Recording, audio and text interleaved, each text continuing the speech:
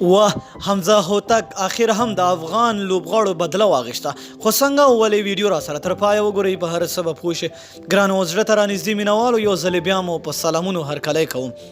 د افغانستان او ویسټ انډیز د یوازینۍ ټیسټ لوبې نن دویمه ورځ ده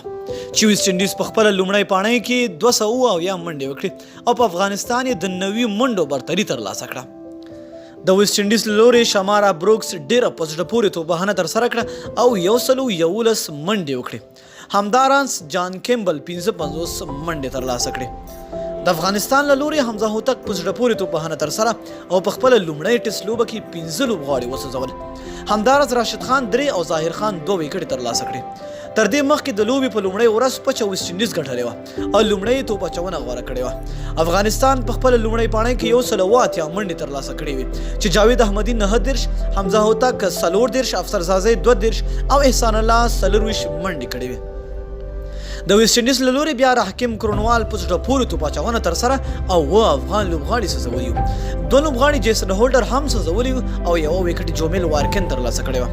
د یادولو ده چې دا د حمزه هوتک لومړۍ ټیسټ لوبه ده چې په زړه پورې توپ اچونه یې ترسره کړه او 15 لوبغاړي وسوځول او همداراز په لومړۍ پاڼۍ کې 40 منډې هم ترلاسه کړې افغانستان په خپله دویمه پاڼۍ لږ ساعت کې پیل کړي چې لومړی به د ویسټ انډیز د لومړۍ پاڼۍ 90 منډې پوره کوي او له هغه وروسته به د ویسټ انډیز لوبډلې ته هدف وټاکي نو دوستانو دعا وکړئ چې افغانستان دغه ټیسټ لوبه وګټي د لا نورو معلوماتو لپاره همدغه چینل سره اوسئ تر بیا بلې ویډیو د الله په امان